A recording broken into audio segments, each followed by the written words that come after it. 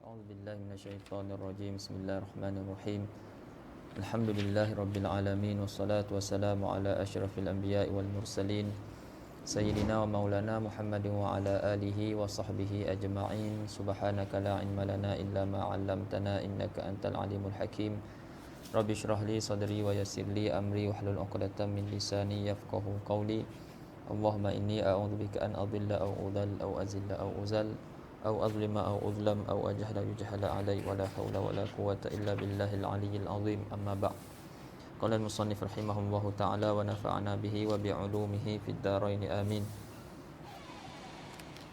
قال وأن سهل بن سعد رضي الله عنهما أن رسول الله صلى الله عليه وسلم قال لا يزال الناس بخير ما أجل الفطر متفق عليه.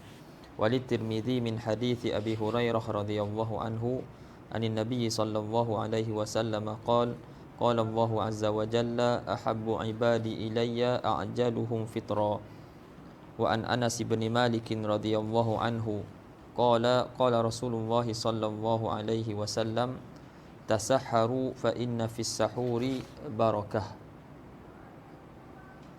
وعن سلمان ابن عامر الضبي رضي الله عنه عن النبي صلى الله عليه وسلم قال إذا أفطر أحدكم فليفطر على تمر فإن لم يجد فليفطر على ماء فإنه طهور. رواه الخمسة وصححه ابن خزيمة وابن حبان والحاكم. Baik, itu beberapa hadis berkenaan dengan berbuka puasa dan juga bersahur. Jadi hadis yang pertama dan yang kedua iaitu berkenaan dengan menyegerakan berbuka puasa, iaitu hadis daripada Sahal bin Sa'din radhiyallahu taala anhuma bahwasanya Rasulullah sallallahu alaihi wasallam bersabda senantiasa manusia itu baik di dalam agamanya selama mana mereka menyegerakan berbuka puasa. Wali Tirmizi min hadisi Abi Hurairah radhiyallahu taala anhu, dan bagi Tirmizi diriwayatkan bagi Tirmizi radhiyallahu taala anhu daripada Nabi daripada hadis Abi Hurairah radhiyallahu taala anhu daripada Nabi sallallahu alaihi wasallam katanya qala Allahu azza wa jalla ahabbu ibadi ilayya a'jaluhum fitra. Yani Allah Subhanahu wa taala berfirman, sekasih-kasih hamba-Ku kepadaku adalah orang yang lebih segera berbuka puasa. Jadi dua hadis ni berkaitan dengan menyegerakan berbuka puasa. Jadi hadis yang pertama daripada Sahal bin Sa'din radhiyallahu taala anhuma. Nabi sallallahu alaihi wasallam sebut la yazalun nas. Ini senantiasa manusia tu baik di dalam agamanya. Tutup pintu.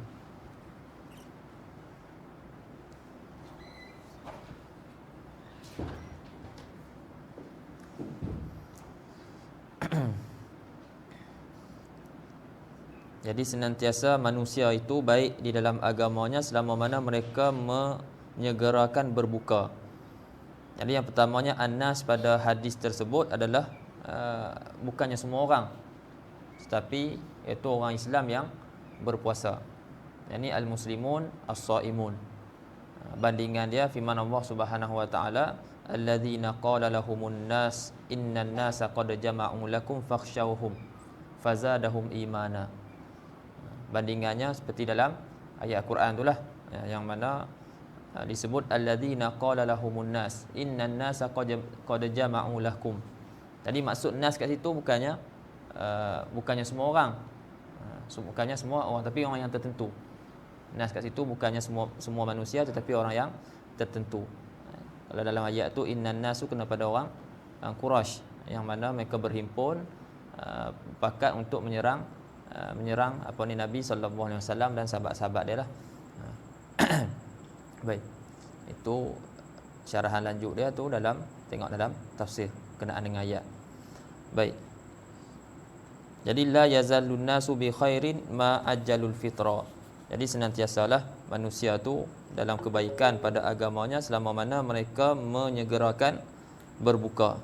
Jadi pada hadis ni dan juga hadis yang kedua itu daripada Abi Hurairah tu, iaitu hadis panggil hadis sebagai hadis disebut sebagai hadis qudsi, iaitu hadis yang di dalamnya ada disebut Allah Subhanahu wa taala berfirman. Jadi hadis yang di dalamnya sebut Allah taala berfirman maka disebut sebagai hadis qudsi. Jadi yang kedua tu hadis qudsi yang mana Allah taala berfirman, sekasih-kasih hamba-Ku kepada Aku iaitu mereka yang yang lebih segera berbuka puasa. Jadi kedua-dua hadis ni menunjukkan sunat menyegerakan berbuka puasa. Dan tuntutan sunat tersebut itu apabila yakin masuk waktu. Seperti mana kita mengaji dalam fiqh. Tuntutan sunat tersebut apabila telah yakin masuk waktu. Dan dalam hadis ni Nabi SAW jadikan alamat berterusan umat ni dalam keadaan baik pada agama dia adalah dengan menjunjung sunnah Nabi SAW. Junjung sunnah Nabi SAW. Dalam hadis ni menyegerakan berbuka. Yakni jadi Nabi SAW jadikan alamat baik umat ni, senantiasa umat ni baik selama mana mereka menyegerakan berbuka. Kerana menjunjung sunnah Nabi SAW. Sebab ta'jilul fitri ni merupakan sunnah Nabi SAW. Jadi bila kita ikut sunnah tersebut kerana junjung sunnah, maka kita ni dalam keadaan baik. Jadi bukan sunnah ni lah dan sunnah-sunnah yang lain. Dan bukan jadi asbab Allah Subhanahu Wa Taala sayang orang ni. Jadi muafakat lah. Maknanya seperti mana yang Allah Taala sebut dalam Al-Quran, qul in kuntum tuhibbunallaha fattabi'uni. Jika kamu, katakan wahai Muhammad, in kuntum tuhibbunallah, jika kamu kasihkan Allah Subhanahu Wa Taala, fattabi'uni, ikut aku. Itu ikut siapa? Ikut Nabi sallallahu alaihi wasallam. Apa samarah dia? Apa samarah kita ittiba' Nabi sallallahu alaihi wasallam? Yuhibbukumullah. Allah Taala akan kasihkan kamu.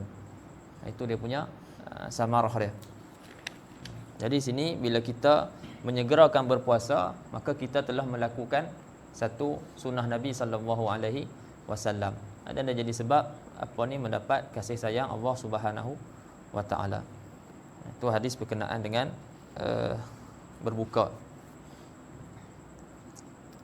Kemudian hadis yang ketiga kita nak baca ni iaitu berkenaan dengan sahur, iaitu hadis daripada Anas bin Malik radhiyallahu anhu, katanya bersabda Rasulullah sallallahu alaihi wasallam, tasahharu fa inna fis sahuri au fis suhuri barakatan. Bersahurlah kalian, kerana sesungguhnya pada sahur itu berkat. Sesungguhnya pada sahur itu berkat. Jadi boleh dibaca kalimah as-sahur, boleh dibaca suhur ataupun sahur. Dua-dua betul. Dan dua-dua ni didobitkan pada hadis. Didobitkan dengan kedua-dua ni lah, as-sahur dan juga as-suhur. Tapi makna berbeza. Makna dia berbeza. Bila kita sebut as-suhur dengan dhammah, maksudnya perbuatan kita makan sahur. As-suhur, perbuatan kita makan sahur. Adapun as-sahur, iaitu makanan yang dimakan pada waktu sahur. Itu beza. Seperti mana wuduk dengan waduk. Wuduk, perbuatan kita mengambil wuduk. Nama bagi perbuatan kita mengambil wuduk. Adapun waduk, iaitu air yang digunakan untuk berwuduk. Samalah sini. As-suhur dengan dhammah, perbuatan kita makan sahur. Aklu ta'am fis sahar. Adapun sahur, iaitu makanan yang dimakan pada waktu sahur. Dan kedua-duanya ada keberkatan. Makan sahur dan makanan tu kedua-duanya ada keberkatan. Tasahharu fa inna fis sahur au fis suhur barakah. Kemudian zahir hadis ni wajiblah sahur. Sebab tasahharu dengan lafaz amar, al-amru lil wujub. Zahir hadis ni sahur ni wajib. Tapi yang dimaksudkan dengan amar di sini bukan amar wujub, tapi amar linnadbi. Berdasarkan ni ijma'. Dalil dia ijma'. Mana ijma' bahasanya berdasarkan ijma' bahasanya sunat bersahur. bukan wajib. Sunat bersahur bukan wajib. Dan Allahumma salli ala sayyidina Muhammad, disunatkan juga kita berkaitan dengan sahur juga, disunatkan kita melewatkan sahur. Disunatkan menyegerakan sahur dan disunatkan menyegerakan berbuka, dan disunatkan kita melewatkan sahur. Dalam hadis disebut Nabi SAW, ada sahabat tanya, ini kami bersahur dengan Nabi SAW, lepas tu kami solat. Lepas tu ada orang tanya sahabat ni, kadar antara sahur dengan solat tu berapa? Berapa kadar dia? Jadi kata sahabat Nabi ni kadar 50 ayat. Yang ni yang bacaan yang tidak terlampau laju dan tidak terlampau perlahan. Kadar 50 ayat. Menunjukkan Nabi SAW mentakhirkan sahur. Sahur tu satu sunnah, dan mentakhirkan sahur tu satu sunnah yang lain pula. Faham? Jadi waktu dia dalam mazhab kita bermula daripada pertengahan yang kedua malam. Pertengahan malam yang kedua. Jadi waktu tu mula masuk waktu sahur. Jadi bila mula pertengahan malam yang kedua kita makan, tu dapatlah pahala sahur. Tapi kalau sebelum pertengahan yang kedua kita makan dan kita kata tu sahur, niat sahur, tetap tak dapat pahala sahur sebab tak sampai waktu dia lagi. Jadi sahur tu sunat, mentakhirkan sahur tu satu sunat yang lain. Dan terhasil sahur dengan sekurang-kurang dengan makan yang sedikit, dengan makan ataupun minum walaupun seteguk air. Berdasarkan hadis yang lain yang mana Nabi SAW sebut, as-sahur kulluhu barakah. Sahur tu kesemuanya barakah. Fala tada'u. Nabi kata, maka janganlah kamu tinggalkan sahur. Dan Nabi SAW sebut, walau an yajra'a ahadukum jar'atan min ma'in. Dan walaupun seorang daripada kamu tu minum seteguk air. Sebab kadang-kadang kita malas nak bangun sebab terlampau mengantuk ataupun tidak lewat. Tapi bila kita ingat balik, itu merupakan satu sunnah Nabi SAW. Dan pada bersahur tu mukhalafah ahli kitab, yang mana ahli kitab tidak bersahur. Jadi kita nak mukhalafah. Baik. Lepas tu disebut dalam hadis lagi, fa innallaha wa malaikatahu yusalluna 'alal mutasahhirin. Kerana sesungguhnya Allah Subhanahu wa taala dan para malaikatnya berdoa kepada orang-orang yang bersahur. Jadi ada kelebihan. Walaupun benda tu kita tak nampak, tapi Nabi sallallahu alaihi wasallam khabarkan kepada kita. Jadi kita yakin dengan khabaran Nabi sallallahu alaihi wasallam. Kemudian berkenaan dengan hadis ni lagi, disebut dalam hadis ni barakah. Jadi barakah ni al-khairul katsir ad-daim, iaitu kebaikan yang banyak, lagi pula berterusan. Dan kalimah barakah di sini tidak dikaitkan, iaitu keberkatan duniawi ataupun keberkatan akhirat, yang menyebabkan barakah ni boleh dipakai bagi keberkatan duniawi dan juga ukhrawi. Karena itulah ulama sebut keberkatan duniawi hasil daripada sahur ni, dan juga keberkatan kebaikan ukhrawi hasil daripada bersahur. Jadi antara yang Allahumma salli ala sayyidina Muhammad yang disebut oleh ulama, iaitu kebaikan duniawi daripada bersahur ni, iaitu dapat kekuatan badan. Bila kita sahur, maknanya ini satu syafaqah syariat. Walaupun dia mewajibkan kita puasa, boleh je tak boleh makan daripada siang. Macam mana awal daripada malam tu tak boleh makan dah.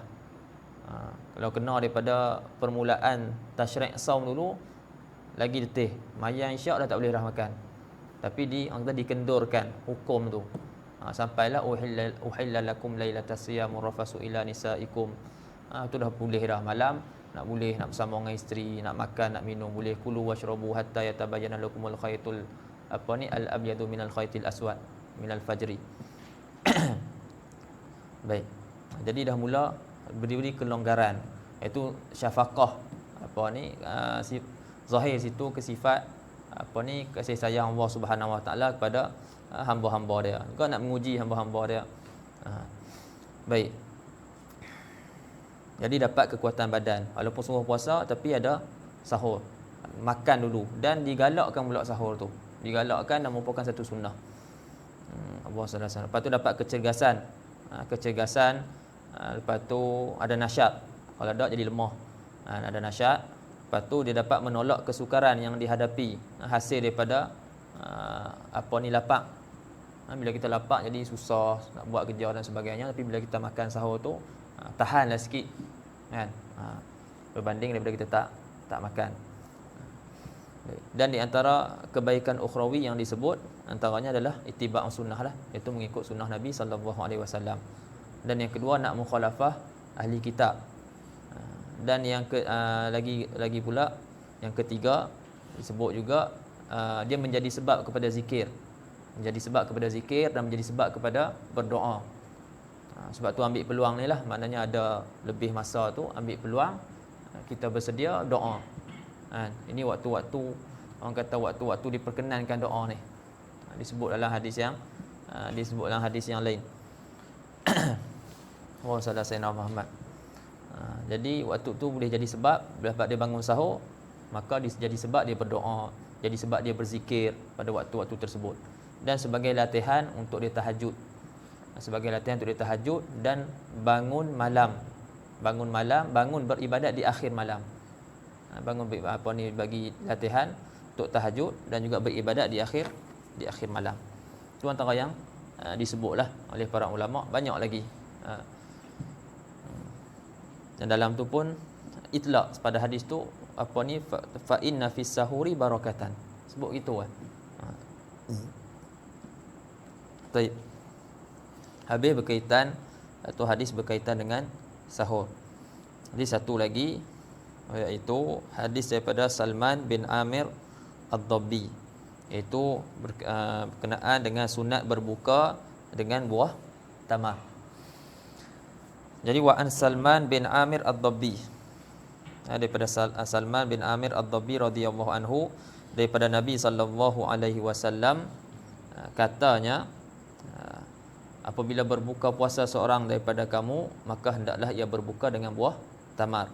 Maka jika tiada mendapat ia akan buah tamar, maka hendaklah ia berbuka dengan air, kerana bahwasanya air itu suci. Jadi zahir hadis ni jelas. Dalam zahir hadis ni jelas menunjukkan atas sunat berbuka dengan buah tamar, iaitu menjadikan buah tamar tu makanan yang awal-awal sekali dicapai ketika berbuka. Maksudnya kita mulakan berbuka tu dengan buah tamar. Jadi jelas dalam hadis ni, idza aftara ahadukum falyuftir ala tamrin. Lepas tu barulah kita nak minum air ke apa dan sebagainya. Tapi kalau tak ada tamar, maka kita dahulukan pula air kosong lah. Dan disunatkan dalam hadis juga jelas disunatkan berbuka dengan air kosong jika tiada buah tamar. Seperti mana jelas dalam zahir hadis yang dibacakan. Dan di sana ada hadis yang lain daripada Anas bin Malik radhiyallahu taala anhu, kana Rasulullah sallallahu alaihi wasallam yuftiru ala rutabat qabla an yusalli. Fa illam takun rutabatun fatamaratun, fa illam takun tamaratun hasawatin min ma'in. Hadis daripada Anas ni, dia katanya adalah Rasulullah sallallahu alaihi wasallam tu berbuka ia dengan beberapa biji rutab. Rutab ni tamar basah. Nabi berbuka dengan beberapa biji rutab sebelum ia menunaikan solat. Jadi faham kat sini apa? Nabi sallallahu alaihi wasallam berbuka dulu baru Nabi solat. Sebab dalam hadis Salman tadi tak dijelaskan. Dalam hadis Salman ni tak dijelaskan adakah Nabi solat dulu baru berbuka ataupun sebaliknya. Adapun dalam hadis Anas ni jelas, yang mana Nabi makan beberapa rutab, lepas tu Nabi solat. Dan kalau tak ada fa illam takun rutabat, maka jika tiada rutab fatamarat, maka beberapa biji Nabi sallallahu alaihi wasallam makan beberapa biji tamar. Fa illam takun tamaratun, maka jika tamar pun tiada, hasawatin min ma. Rasulullah sallallahu alaihi wasallam akan minum beberapa kita kata beberapa tegukan daripada air. daripada hadis ni lah Allahumma salli ala sayyidina Muhammad, sebagian ulama meletakkan yang pertama sekali rutab. Makan rutab. Kalau tak ada rutab, tamar. Kalau tak ada tamar, mau berpindah kepada air. Air tak ada, hulwun. Benda manisan.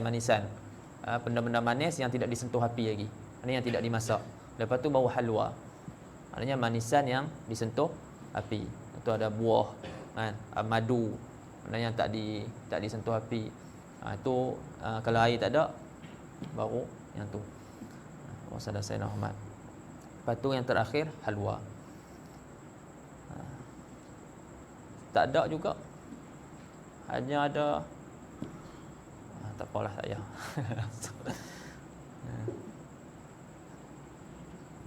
Okey.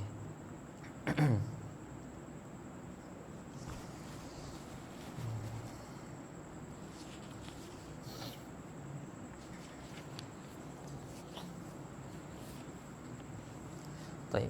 Kemudian di sana ada beberapa abirah berkenaan dengan hadis tu.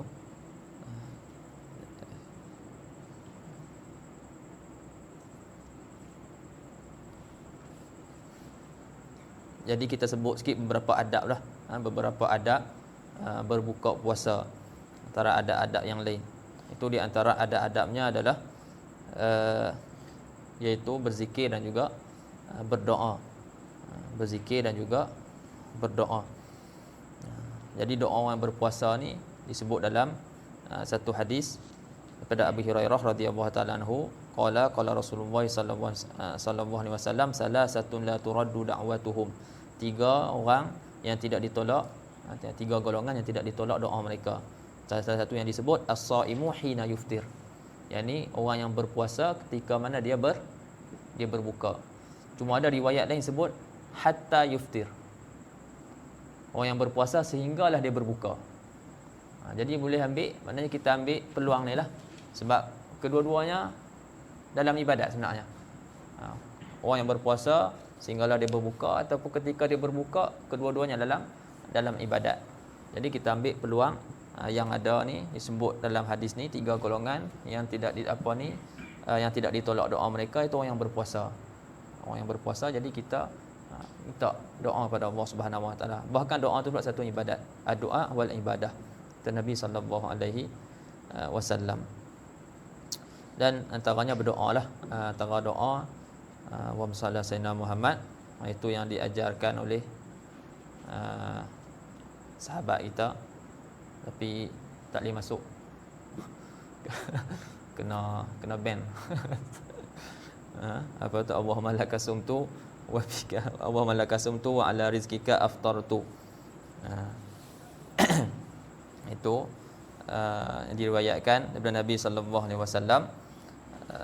Itu apabila Nabi berbuka, Nabi berdoa, Allahumma lakasumtu wa ala rizqika aftartu. Dan doa Abdullah ibnu Amr ketika dia berbuka, dia berdoa dengan doa Allahumma inni as'aluka bi rahmatika allati wasi'at kulla syai'in an taghfira li dhunubi. Lepas tu ada riwayat yang lain disebut zahabal dhama'u wa batallatil uruq wa thabatal ajru insya-Allah. Dan juga bolehlah doa dengan doa-doa yang lain. Bab doa ni luas. Ni boleh berdoa. Doa dengan doa-doa yang warid. Lepas tu nak doa minta apa-apa yang antum nak doa, tidak ada masalah. Baik. Jadi itu sedikit sebanyaklah berkaitan dengan menyegerakan berbuka.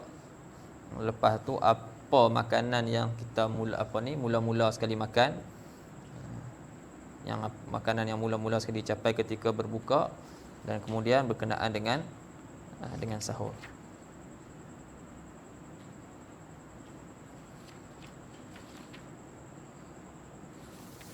Wallahu a'lam. Subhanakallahumma bihamdika asyhadu an la ilaha illa anta astaghfiruka wa atubu ilaik. Bismillahirrahmanirrahim. Wal 'asr innal insana lafi khusr illa alladziina aamanu wa 'amilus solihati wa tawassaw bil haqqi wa tawassaw bis